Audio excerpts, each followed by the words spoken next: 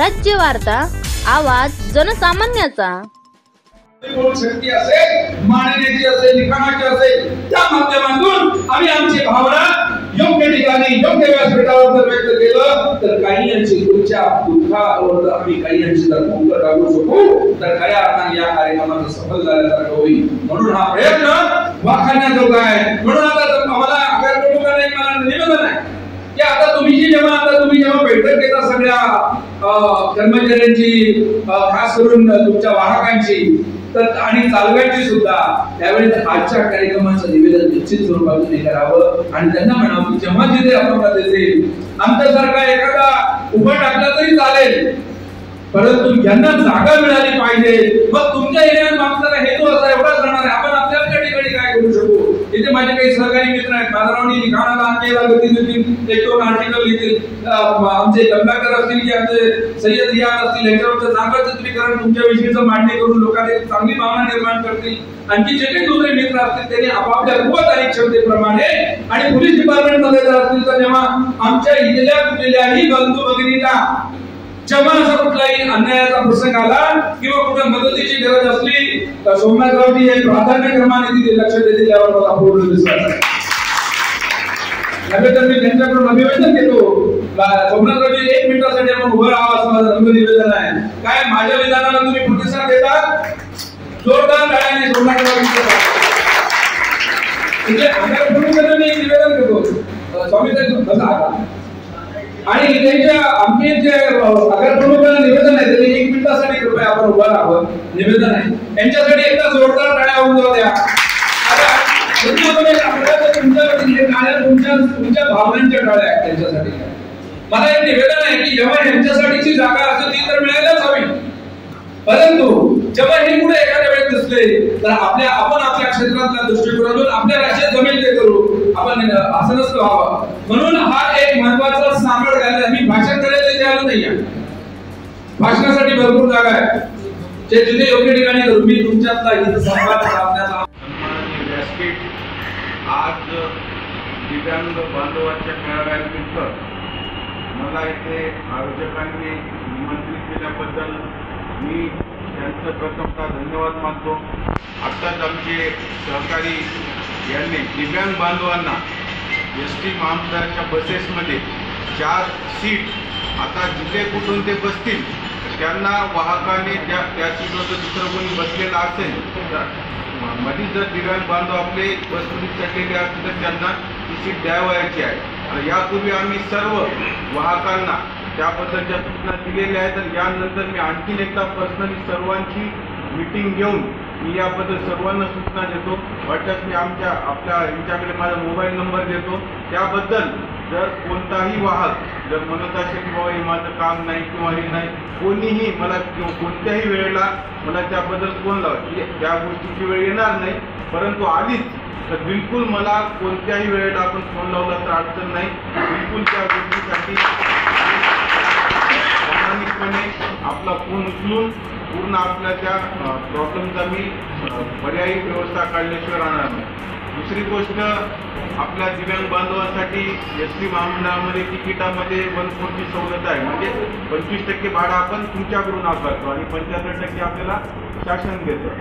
आणि आणखीन एक गोष्ट आहे की मी नांदेडला असताना बऱ्याच आपल्या दिव्यांग बांधवांच्या मेळाव्याला उपस्थित राहिलेला आहे, त्यामुळे आज जरी रविवार असला तरी मी आवर्जून आपल्याला मला आनंद वाटला या गोष्टीचा की आपण कुठंतरी दिव्यांग बांधवांच्या मदतीसाठी आपण काहीतरी करू शकतो किंवा सुट्टी किंवा काय हा प्रकार नाही। आम्ही 24 घंटे डेपोला बांधलेलो आहोत, त्यामुळे आमचं 24 आवर्स आमचं काम चालू असतं।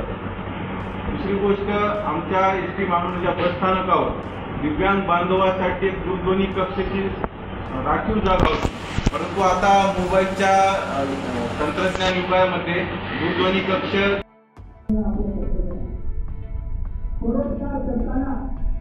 आपण जीवनपणे तर एकमेकांना सहाय्य करतो, त्यांचे डोळे करायचं, आपण जीवनपणे एकमेकांना सहाय्य करतो, पण आपण वर गेल्यानंतर स्वर्गात गेल्यानंतर सुद्धा आपल्या शरीरामध्ये असलेले अवयव हे आपल्याला कोणाला तरी मदत केली पाहिजे। जगामध्ये स्वार्थीपणा जास्त होऊन गेला आणि आपण एकमेकाला परस्पर करायचा विसरून चालू. पण आज माधवरावजी आठवले साहेब जे पत्रकार यांनी अर्पण अवयवदान नावाने आपल्या शरीरामध्ये जो अवयव असतात, अनेक प्रकारचे अवयव असतात,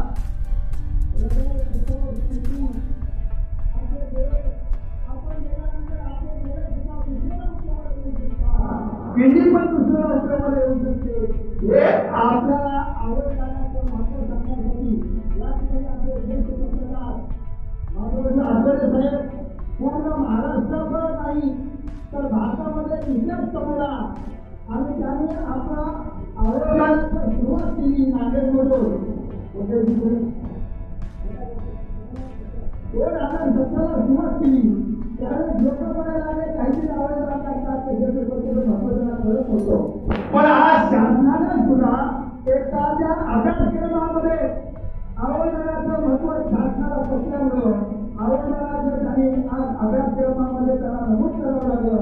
आणि अवयवदानामुळं आपल्याला काय होतं, आपल्या शरीरामध्ये आपण गेल्यानंतर आपल्याला झाडल्या जाते किंवा आपल्याला फोडल्या जाते, पण आपल्या शरीराचं त्याचं काही हित होत नाही. पण आपलं हित आपल्या अवयवदानातून व्हावं या हेतूनं त्यांनी पूर्ण महाराष्ट्रामध्ये प्रचार करतात. याबद्दल आपल्याला सुद्धा माहिती असली पाहिजे. आपण सुद्धा जीवनभरी सेवा करतो, एकमेकाला प्रोत्साहन करतो, पण आपण गेल्यानंतर सुद्धा आपल्या शरीराचा उपयोग इतराला व्हावा म्हणून त्या अवयवदानाचं महत्त्व सांगण्यासाठी मी माधवरावजी आठवले साहेबांना अशी विनंती करतो की आपण अवयवदानाचं महत्त्व समजून सांगावं. सर्वांनी त्यांचं भाषण होईपर्यंत आपल्याला कोर्टाच्या डोक्याला लावावे आणि या अवयवदानाच्या कार्यक्रमामध्ये आपण सुद्धा आणि विनांड होण्याचा दर नाही बोला विनांड होण्याचा दर नाही म्हणजे कोणत्याही कार्यक्रमामध्ये आम्ही कधी नाही हे दाखवण्यासाठी हे अवयवदानाचं महत्त्व आपण तयार करण्यासाठी तोच आमदार पळत नाही. म्हणून आमदाराने 30 लाख रुपये जर दरवर्षी दिले तर दर 5 वर्षाला 3 कोटी रुपये निधी माझ्या दिव्यांग बांधवाला त्यांच्या मतदारसंघात मिळतो. जर 1.5 कोटी जर माझ्या दिव्यांग बांधवाला त्यांच्या मतदारसंघात जर दिव्यांगांना निधी दिला तर आमचा दिव्यांग हा रस्त्यावर भीक मागायची वेळ येणार नाही. पण तो आमदार निधी आपल्याला देत नाही.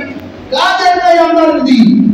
आमदाराने त्यांच्या संस्था असतात, सेवाभावी संस्था, त्याच्यामध्ये अपंग शाळा असतात, मतिमंद शाळा असतात, दिव्यांग अपंग धर्मशाळा असतात आणि त्यांच्या शाळा असल्यामुळे तो निधी त्यांनी तिकडे वर्ग केला जाते आणि खऱ्या दिव्यांगाला त्याचा निधी मिळत नाही. म्हणून आम्ही काय करतो, दरवर्षी लक्षणारी सूचनेमध्ये प्रश्न मांडतो. सर्वसामान्य दिव्यांगांना जर निधी दिला तो दिव्यांग हा भीक लागणार नाही. आमदाराला दिव्यांगांना निधी द्यावं ही मागणी आपण सतत शासनाच्या दरबारामध्ये करत असतो. पण निधी देताना आपल्याला जर ते निधी वाटप करताना निधी देत नाही म्हणून आपल्याला संघटित व्हावं लागते. पण आपण संघर्ष केल्याशिवाय आपल्याला काही मिळत नाही.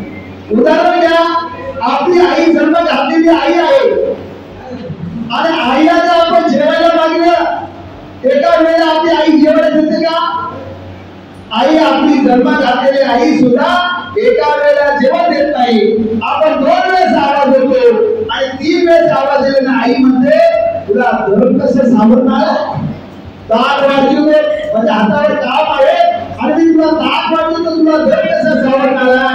ही जन्म दिलेली आई जर म्हणत असेल तर या उपकरण शासन प्रशासनाला आपली जीव येणार आहे का? नाही. तुम्ही मला ठाकरे साहेब आम्ही किती वेळेस मोर्चाला जावं?